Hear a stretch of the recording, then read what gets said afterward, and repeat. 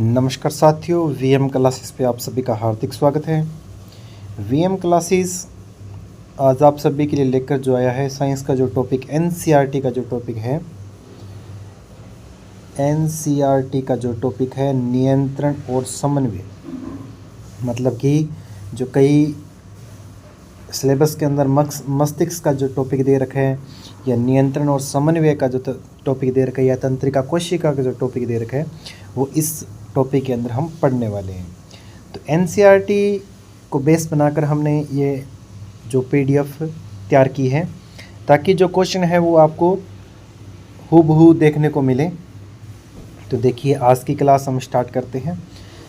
जो भी हमारे इस चैनल पे नए हैं वो चैनल को लाइक करें, शेयर करें और सब्सक्राइब करें, ताकि सबसे पहले नोटिफिकेशन आपको मिल सके।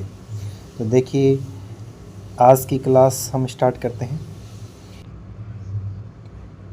सभी सजीव अपने पर्यावरण में हो रहे परिवर्तनों के अनुरूप अनुक्रिया करते हैं।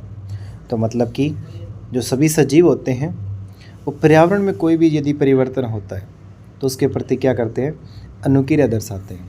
जिस प्रकार से कोई भी जीव है, यदि सर्दी के मौसम में यदि उसमें सही रूप से अनुकूलन नहीं है, तो जिस प्रकार से हम भी सजीव है, यदि हमने सर्दी के मौसम में सही रूप से कपड़े नहीं पहन रखे तो हमारे को क्या उत्पन्न होती है, कंपी उत्पन्न होती है। वो हमारे जो बॉडी है वो क्या दर्शाती है, अनुक्रिया दर्शाती है। वही के मौसम में, गर्मी के मौसम में होता है, यदि हमारे शरीर को क्या लगती है, गर्मी लगती है। गर्मी यदि लगती है तो गर्मी के मौसम में हमारे को क्या आता है, पसीना आता है। क्या आता है, पसीना। तो हमारी बॉडी क्या करती है, अनुक्रिया दर्शाती है। क्या दर्शाती है, अनुक्रिया। तो सभी सजीव अपने पर्यावरण में हो रहे परिवर्तनों के अनुरूप क्या दर्शाते हैं, अनुक्रिया दर्शाते हैं। पर्यावरण में हो रहे ये परिवर्तन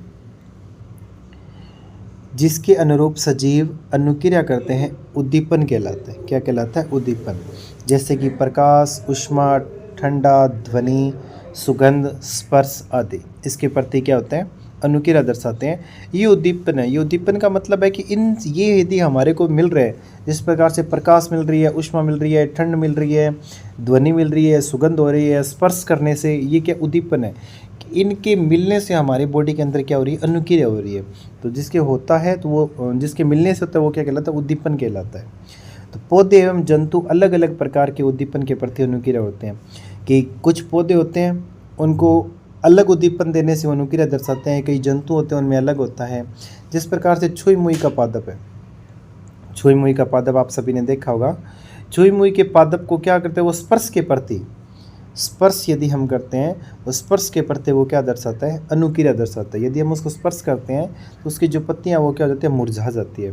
तो स्पर्श के प्रति अनुक्रिया किस में देखने को मिलती है, वो देखने मिलती है छुई मुई के पादप में। किस में मिलती है, छुई मुई के पादप में मिलती है।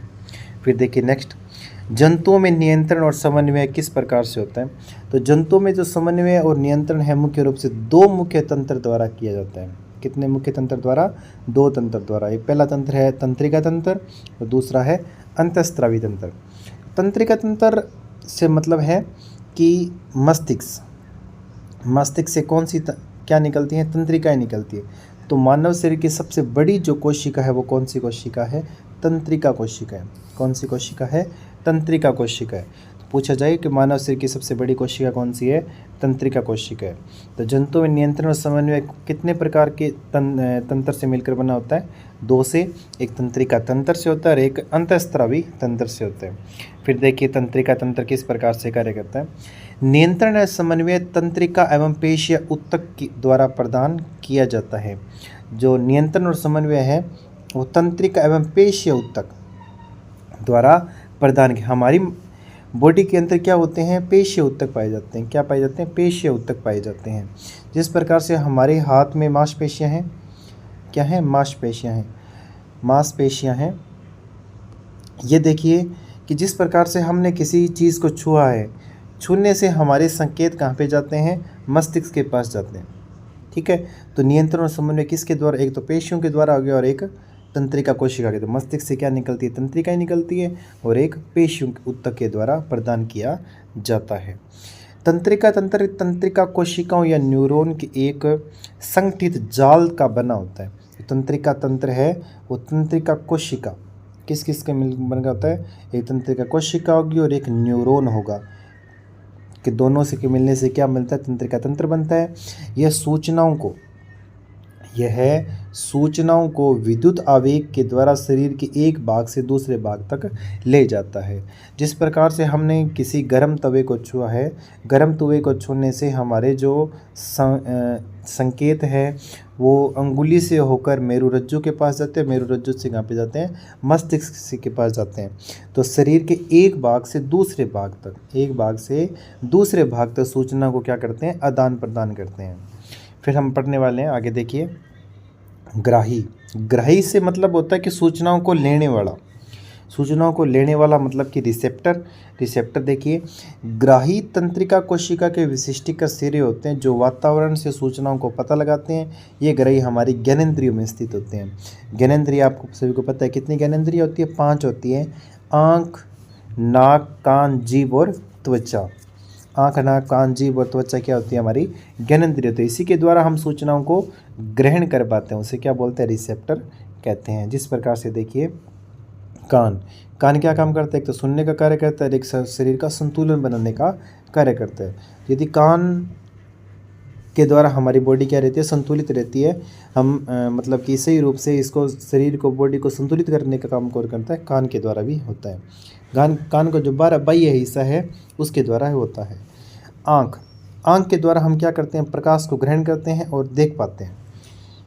प्रकाश ग्राही से मतलब क्या हुआ, प्रकाश को ग्रहण करना। फिर है त्वचा के द्वारा देखिए हम क्या करते हैं, त्वचा के द्वारा हम ताप को ग्रहण करते हैं, गर्म और ठंडे को, और स्पर्श का अनुभव त्वचा के द्वारा हम कर पाते हैं।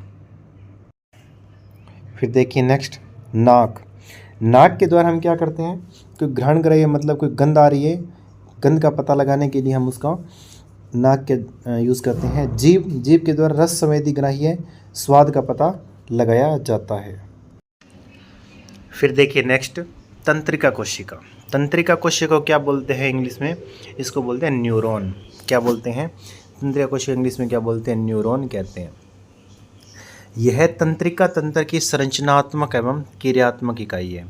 मोस्ट इंपॉर्टेंट लाइन है ये, देखिए तंत्रिका कोशिका की संरचनात्मक और क्रियात्मक इकाई क्या होती है, तंत्रिका कोशिका होती है। तो तंत्रिका तंत्र की संरचनात्मक क्रियात्मक इकाई तंत्रिका कोशिका है। मानव शरीर की यदि बात की जाए, मानव शरीर की संरचनात्मक और क्रियात्मक इकाई क्या होती है, वो होती है सेल, जिसको क्या बोलते हैं, कोशिका बोलते हैं। क्या बोलते हैं, कोशिका बोलते हैं। तो मानव शरीर की संरचनात्मक और क्रियात्मक इकाई कोशिका होती है, और तंत्रिका तंत्र की संरचनात्मक और क्रियात्मक इकाई क्या होती है, तंत्रिका कोशिका, जिसे न्यूरॉन कहते हैं। अब हम मानव शरीर के तंत्रिका कोशिका के अंदर न्यूरॉन जो होता है उसकी एक हम संरचना के बारे में अध्ययन करने वाले हैं। देखिए अब देखिए तंत्रिका कोशिका का जो चित्र है, हम चित्र देखने वाले हैं, इसके बारे में अध्ययन करते हैं। इसके अंदर आपको सिरा दिखाई दे रहा है, एक ध्रुमिका दिखाई दे रही है, एक केंद्र दिखाई दे रहा है, एक कोशिका काय दिखाई दे रहा है, एक तंत्रिकाक्ष है और एक अंतिम सिरा है। ये आपको 5 इसके अंदर नाम अंकित किए गए वो दिखाई दे रहे हैं। तो सबसे पहले जो संकेत लेने का कार्य है वो कौन करती है, ध्रुमिका। धागेनुमा जो संरचना है ध्रुमिका, ये कोशिका संकेतों को ग्रहण करती है। ये ध्रुमिका संकेत किसको देती है, कोशिका काय को। ये जो येलो कलर का आपको दिखाई दे रहा है, यहाँ से जो संकेत है ध्रुमिका से होकर के कहाँ जाते हैं, कोशिका काय के पास जाते हैं, और कोशिका काय से कहाँ जाते हैं, तंत्रिकाक्ष के पास जाते हैं। एक तंत्रिकाक्ष से दूसरे तंत्रिकाक्ष के पास संकेत का संचरण होता है। एक तंत्रिकाक्ष से संकेत दूसरी तंत्रिकाक्ष के पास पहुंचते रहते हैं। फिर संकेत कहाँ जाते हैं, अंतिम सिरे के पास जाते हैं। अब अंतिम सिरे की यहाँ पे वापस से क्या होती है, तंत्रिका इस प्रकार से नेक्स्ट आगे वाली जो तंत्रिका है वो आगे यहाँ पे आगे होती है। जो एक तंत्रिका कोशिका दूसरी तंत्रिका कोशिका के मध्य कुछ स्थान भी है, उस स्थान को हम क्या बोलते हैं, सिनेप्स बोलते हैं। क्या बोलते हैं, सिनेप्स। सिनेप्स क्या है, 2 तंत्रिका कोशिका के मध्य रिक्त स्थान या खाली स्थान को क्या बोलते हैं, सिनेप्स कहते हैं। तो तो सिनेप्स को पार करके जो संकेत है वो दूसरी तंत्रिका के कोशिका के पास पहुंच जाता है। वो संकेत सबसे पहले किसके पास जाता है? ध्रुमिका के पास जाता है। ध्रुमिका एक तागिनुमा संरचना है, वहाँ पे संकेत पहुँचते हैं और ध्रुमिका से कोशिकाकाय के पास, कोशिकाकाय से तंत्रिकाक्ष के पास, और तंत्रिकाक्ष से होता हुआ अंतिम सिरे, और अंतिम सिरे ये सिनेप्स को पार करके नेक्स्ट तंत्रिका कोशिका के पास संकेत पहुँचते रहते हैं। तंत्रिका कोशिका के भाग, तंत्रिका कोशिका के कौन कौन से अभी भाग जो हमने अभी पढ़े हैं? ध्रुमिका, कोशिकाकाय से निकलने वाली धागे जैसी संरचना, धागे जैसी संरचना जिसे क्या बोलते हैं? जो सूचना प्राप्त करते हैं उसे ध्रुमिका कहते हैं। प्राप्त की गई सूचना विद्युत आवेग के रूप में चलती है, बिल्कुल सही है। तो कोशिकाकाय के अंदर जो प्राप्त की विद्युत आवेग के रूप में सूचनाएं आगे चलती रहती है। यह सूचना के विद्युत आवेग को कोशिकाकाय से दूसरी न्यूरॉन को ध्रुमिका तक पहुंचाता है। फिर है सिनेप्स, अभी आपको बताया था, एक तंत्रिका के अंतिम सिरे एवं अगली तंत्रिका कोशिका के ध्रुमिका के मध्य का रिक्त स्थान क्या कहलाते हैं? सिनेप्स कहलाते हैं। यह विद्युत आवेग को रासायनिक संकेतों में बदला जाता है। जो विद्युत आवेग आए थे ध्रुमिका से उसको रासायनिक संकेत में बदलता है और जिससे ये आगे संचरित हो सके। फिर देखिए नेक्स्ट, फिर है प्रतिवर्ती क्रिया। प्रतिवर्ती क्रिया से मतलब है यदि हमने कोई क्रिया की है, संवेग यदि हमारे को प्राप्त हुए, उसके बदले में हमारी बॉडी क्या क्रिया कर रही है उसे बोलते हैं प्रतिवर्ती क्रिया। जिस प्रकार से गर्म तवे को छूने से या फिर कोई नुकीली चीज़ है वो हमारी यदि चुभती है, यदि हमारी बॉडी उसके प्रति रिएक्ट कर रही है तो वो हो गया उसके बदले क्या हो रही है? प्रतिवर्ती क्रिया हो रही है। किसी उद्दीपन के प्रति तेज व अचानक की गई, किसी उद्दीपन के प्रति तेज व अचानक की गई अनुक्रिया क्या कहलाती है? प्रतिवर्ती क्रिया कहलाती है। उदाहरण के लिए किसी गर्म वस्तु को छूने पर हाथ को पीछे हटा लेना एक प्रतिवर्ती क्रिया है। और प्रतिवर्ती चाप क्या होता है? प्रतिवर्ती क्रिया के दौरान विद्युत आवेग जिस पथ पर चलते हैं उसे प्रतिवर्ती चाप कहते हैं। तो प्रतिवर्ती क्रिया के दौरान विद्युत आवेग जिस पथ पर चलते हैं उसे क्या बोलते हैं? प्रतिवर्ती चाप बोलते हैं। जिस प्रकार से हमने कोई उद्दीपन है वो ग्रहण किया, उद्दीपन ग्रहण करने के बाद हमारे जो संकेत है वो कहाँ जाते हैं? मेरुरज्जु के पास, मेरुरज्जु से कहाँ जाते हैं? मस्तिष्क के पास संकेत पहुँचते हैं। फिर वापिस से संकेत मस्तिष्क से कहाँ जाते हैं? मेरुरज्जु के पास, मेरुरज्जु से वापस कहाँ आते हैं? हमारी जहाँ पे उद्दीपन हमारे को मिला था वहाँ पहुँचते हैं। जिस प्रकार से गर्म तवे को छुआ है, गर्म चीज़ को छूने से संकेत मेरुरज्जु के पास पहुँचे, मेरुरज्जु से मस्तिष्क के पास, मस्तिष्क संकेत देता है कि यहाँ से हाथ को हटाइए, फिर संकेत मेरुरज्जु के पास और वापस से जहाँ से हमने छुआ है वहाँ पे आते हैं संकेत। तो ये एक चाप का निर्माण हो रहा है। इस चाप को क्या बोलते हैं? प्रतिवर्ती चाप बोलते हैं। प्रतिवर्ती क्रिया, ये प्रतिवर्ती क्रिया ही हो रही है के दौरान विद्युत आवेग जो है जिस पथ पर चल रहे हैं, ये एक पथ हुआ, रास्ता हुआ, चलते हैं, उसे क्या बोलते हैं?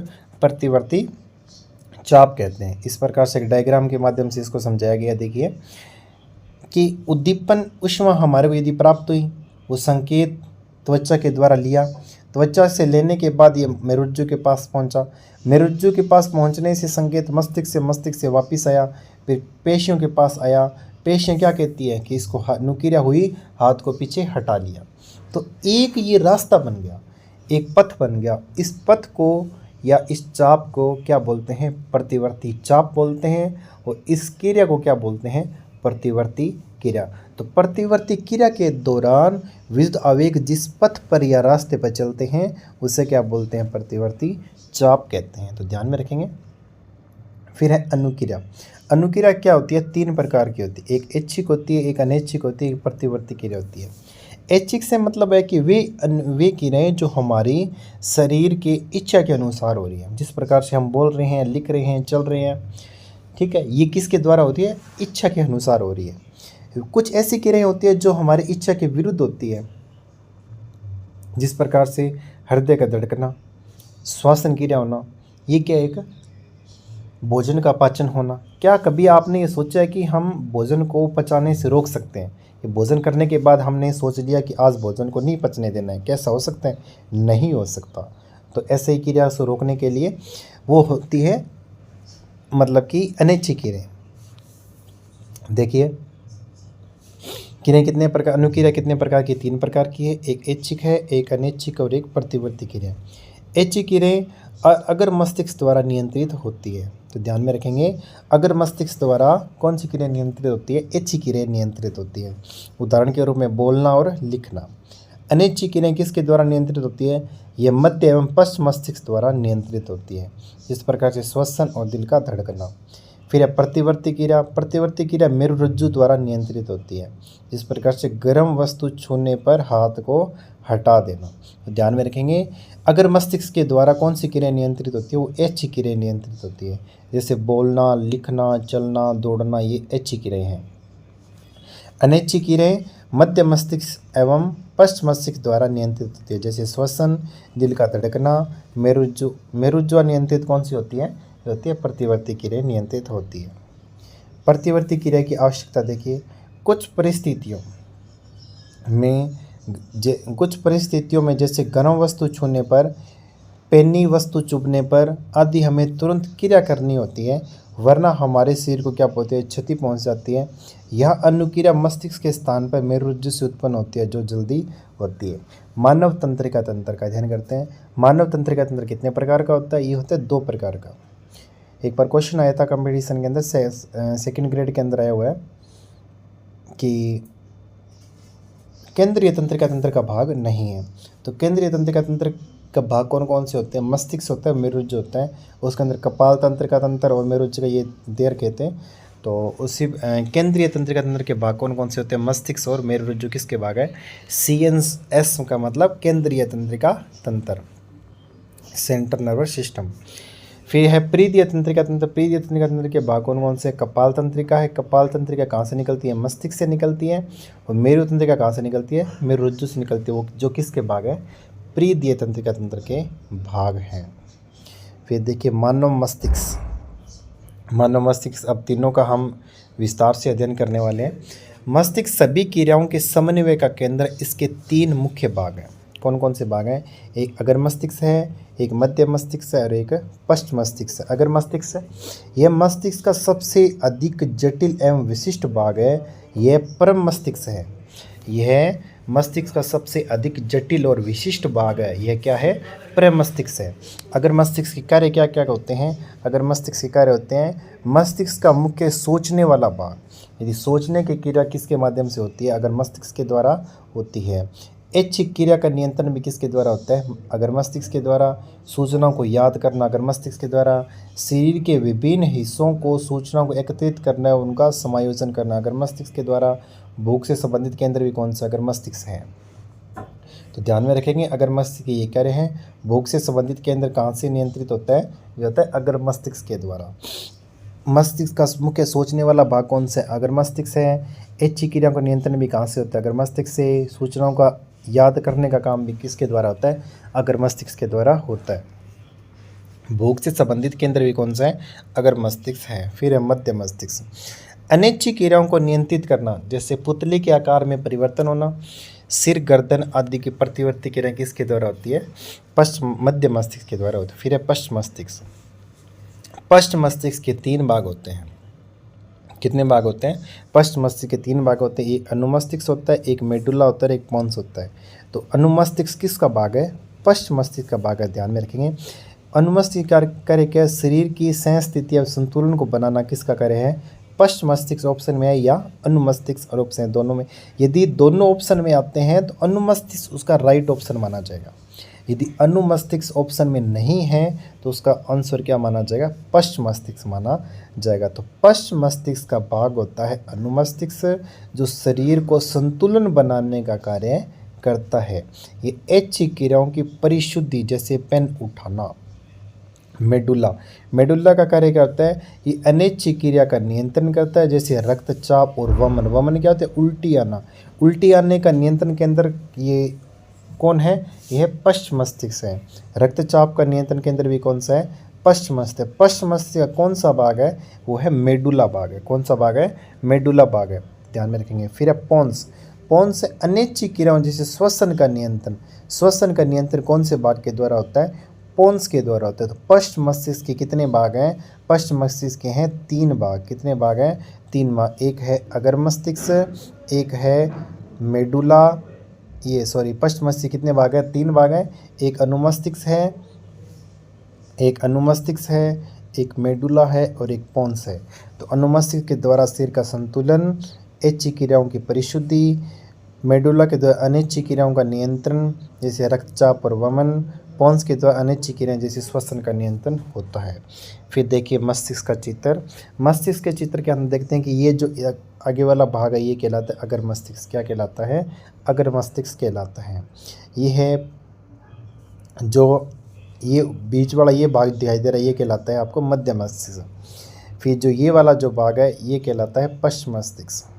ठीक है, तो पश्च मस्तिष्क के अंदर अनुमस्तिष्क, मेडुला और पोन्स ये तीनों भाग दिखाई दे रहे हैं। ये प्रेम मस्तिष्क है, ये कपाल खोपड़ी या मध्य मस्तिष्क आपको दिखाई दिया गया है। फिर देखिए नेक्स्ट, मस्तिष्क और मेरुज्जु की ये क्वेश्चन में है कि मस्तिष्क का सबसे बड़ा भाग कौन सा? वो कौन सा होता है? प्रेम मस्तिष्क होता है। फिर देखिए नेक्स्ट, मस्तिष्क से मेरुज्जु की सुरक्षा किसके द्वारा होती है? मस्तिष्क एवं हड्डियों के बॉक्स। मस्तिष्क जो है एक हड्डियों के बॉक्स में अवस्थित होता है।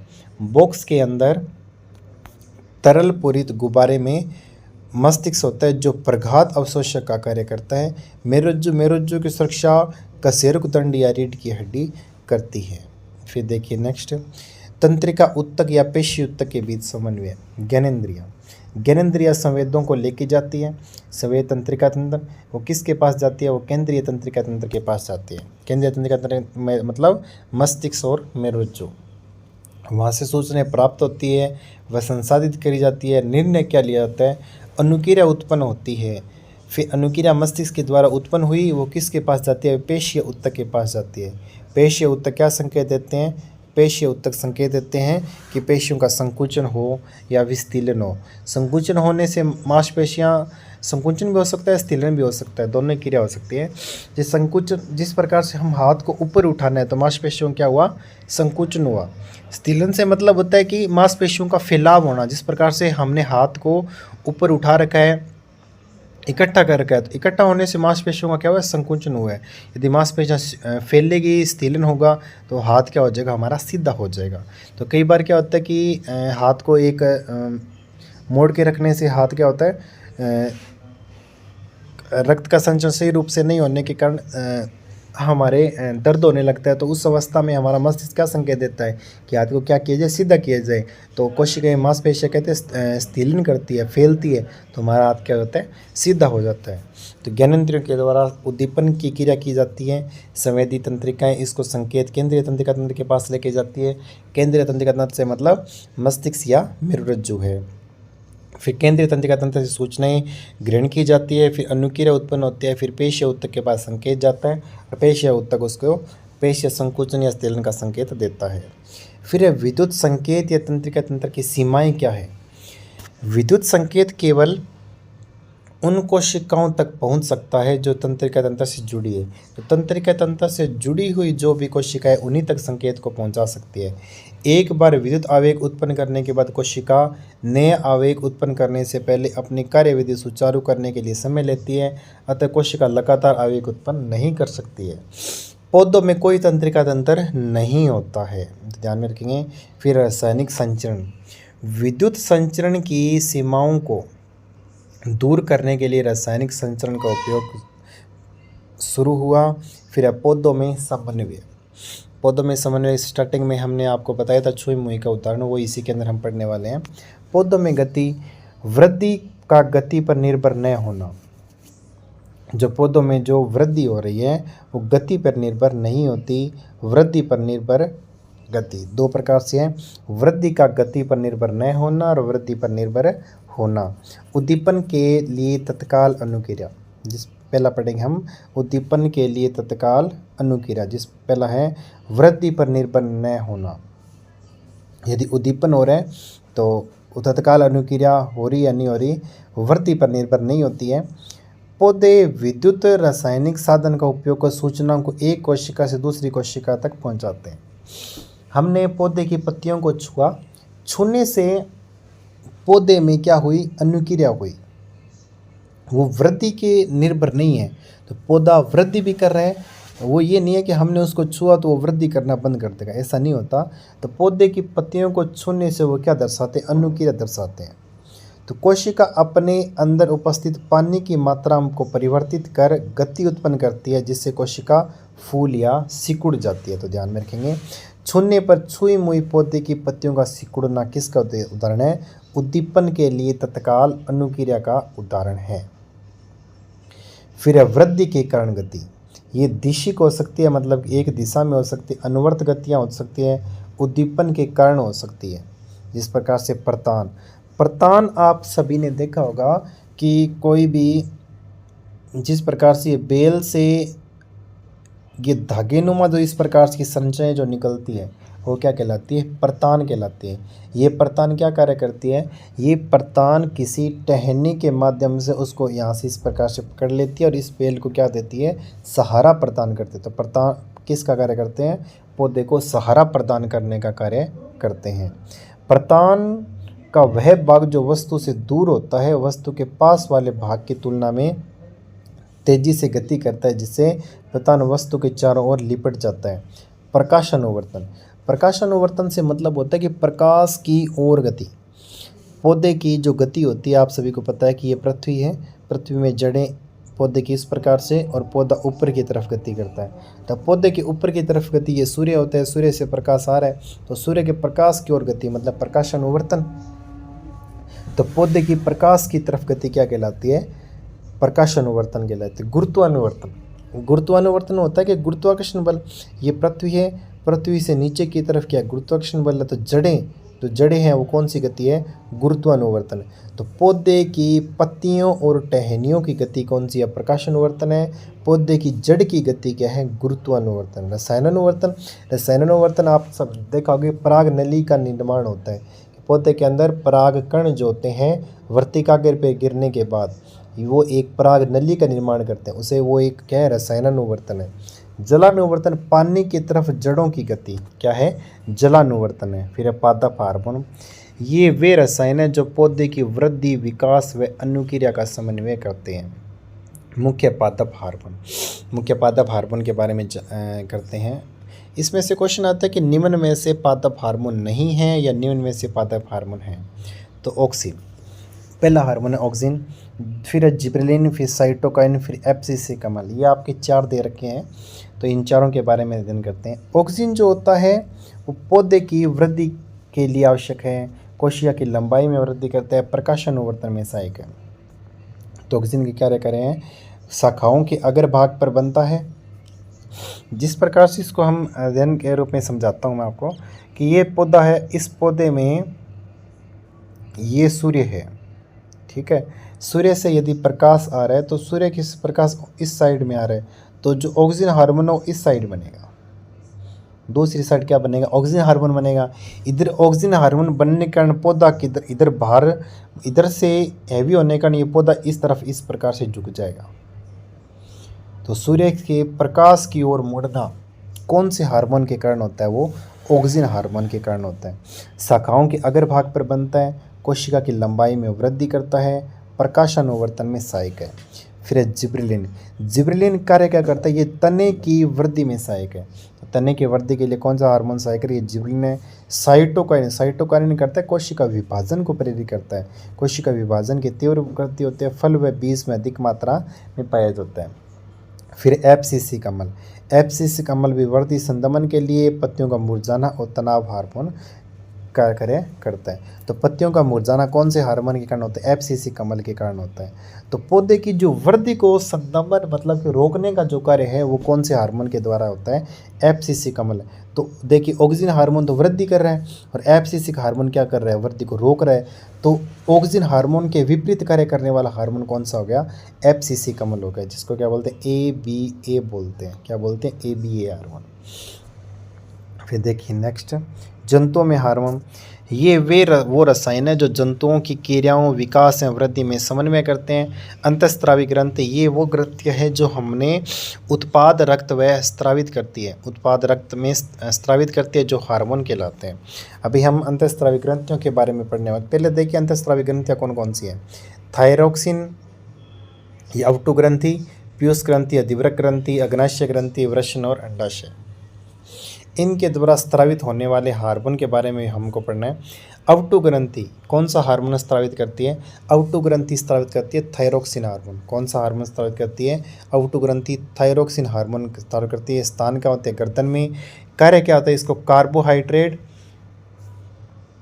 कार्बोहाइड्रेट, प्रोटीन व वसा का उपापचयन में सहायक कौन से होती है? अवटु ग्रंथि होती है। फिर है वृद्धि हार्मोन। वृद्धि हार्मोन कौन सी ग्रंथि? पीयूष ग्रंथि, जिसे मास्टर ग्रंथि भी कहते हैं। ये कहाँ होती है? मस्तिष्क में होती है। इसका कार्य क्या होता है? वृद्धि व विकास में नियंत्रण करना। फिर एड्रिनलिन। एड्रिनलिन हार्मोन कहाँ से निकलती है? ये एड्रिनलिन हार्मोन अधिवृक्क ग्रंथि से स्रावित होता है। ये कहाँ होता है? किडनी के अंदर होता है, वृक्क में होता है। ये बीपी, हृदय की धड़कन आदि को नियंत्रित करता है। फिर इंसुलिन हार्मोन। इंसुलिन हार्मोन जो कौन सी ग्रंथि से स्रावित होता है? अग्नाशय ग्रंथि से। ये होता है उदर के नीचे होता है अग्नाशय ग्रंथि। रक्त में शर्करा की मात्रा को नियंत्रित, ये क्वेश्चन आता है, ये रक्त में शर्करा की मात्रा को नियंत्रित करने वाला हार्मोन कौन सा है? वो है इंसुलिन हार्मोन। कौन सी ग्रंथि से स्रावित होता है? वो होता है अग्नाशय ग्रंथि से स्रावित होता है। फिर है लिंग हार्मोन। लिंग हार्मोन नर के अंदर वृषण द्वारा और मादा के अंदर अंडाशय द्वारा। वृषण द्वारा कौन सा हार्मोन स्रावित होता है? वो होता है टेस्टोस्टेरोन। और मादा द्वारा एस्ट्रोजन या प्रोजेस्टेरोन हार्मोन मादा के अंडाशय द्वारा होता है। ये पेट के निचले हिस्से में होते हैं। ये यौवनारंभ से संबंधित परिवर्तन लैंगिक परिपक्वता दर्शाते हैं। फिर देखिए आयोडीन युक्त नमक आवश्यक क्यों है? क्योंकि हमारे गले में थायराइड ग्रंथि या जिसको अवटु ग्रंथि बोलते हैं वो स्थित होती है, जो कौन सा हार्मोन स्रावित करती है? गले में थायरोक्सिन हार्मोन। थायरोक्सिन हार्मोन यदि सही रूप से कम बन रहा है तो कम बढ़ने की स्थिति में गले में सूजन आ जाती है, जिससे थायराइड जिसको बोलते हैं वो रोग उत्पन्न हो जाता है, जिसके लिए डॉक्टर द्वारा सलाह दी जाती है कि कौन सा नमक खाया जाए? आयोडीन युक्त नमक ग्रहण किया जाए। तो अवटु को थायरोक्सिन हार्मोन बनाने के लिए आयोडीन की आवश्यकता होती है। थायरोक्सिन कार्बोहाइड्रेट, वसा, प्रोटीन के उपापचय को नियंत्रित करती है, जिससे शरीर को संतुलित वृद्धि हो सके। यह अवटु के सही रूप से कार्य करने के लिए आयोडीन की आवश्यकता होती है। आयोडीन की कमी से गला सूज जाता है, फूल जाता है, जिसे गोइटर बीमारी कहते। तो गलगंड हुआ, गोइटर हुआ, घेंगा हुआ, ये तीनों एक ही नाम है। गलगंड, घेंगा और गोइटर कौन सी किसी के हैं? तो इसके लिए क्या सलाह दी जाती है? क्या ग्रहण किया जाए? नमक ग्रहण किया जाए। फिर मधुमेह, जिसको क्या बोलते हैं? शुगर या डायबिटीज़। इससे बीमारी से रक्त में शर्करा का स्तर क्या हो जाता है? बढ़ जाता है। कारण के अग्नाशय ग्रंथि द्वारा स्रावित इंसुलिन हार्मोन की कमी के कारण होता है। इंसुलिन रक्त में शर्करा की मात्रा को नियंत्रित करता है। तो शर्करा को नियंत्रित करने वाला हार्मोन कौन सा है? इंसुलिन हार्मोन है। जो कहाँ से स्रावित होता है? वो अग्नाशय ग्रंथि से स्रावित होता है। इसका निदान क्या, उपचार क्या है? इंसुलिन हार्मोन के इंजेक्शन लगवाने पड़ते हैं। फिर है पुनर्भरण या क्रिया विधि। हार्मोन का अधिक या कम मात्रा में स्रावित होना हमारे शरीर पर हानिकारक प्रभाव डालता है। पुनर्भरण क्रिया विधि यह सुनिश्चित करती है कि हार्मोन सही मात्रा में तथा सही समय पर स्रावित हो। उदाहरण के लिए रक्त में शर्करा के नियंत्रण की विधि। फिर देखिए नेक्स्ट, रक्त में शर्करा की मात्रा का बढ़ना। अग्नाशय रक्त में शर्करा की यदि मात्रा बढ़ी है तो अग्नाशय क्या करता है? अग्नाशय हार्मोन संसूचित करता है, इंसुलिन का स्रावित होता है और रक्त शर्करा की मात्रा घटा देता है। तो देखिए यदि हमारे बॉडी के अंदर किसकी मात्रा बढ़ी है? शर्करा की मात्रा की बढ़ी है। तो शर्करा की यदि मात्रा बढ़ी है,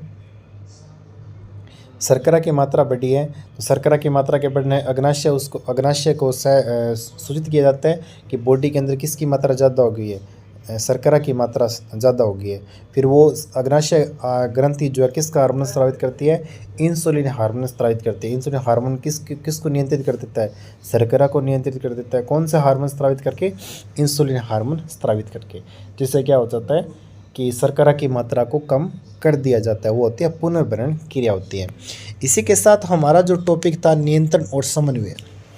नियंत्रण से मतलब हमारा नियंत्रण बॉडी का किस से हो रहा है? वो हो रहा है मस्तिष्क के द्वारा। समन्वय से मतलब हमारी बॉडी नियंत्रित होकर के समन्वय किस प्रकार से स्थापित हो रही है? वो होता है अंतःस्रावी ग्रंथियों के द्वारा।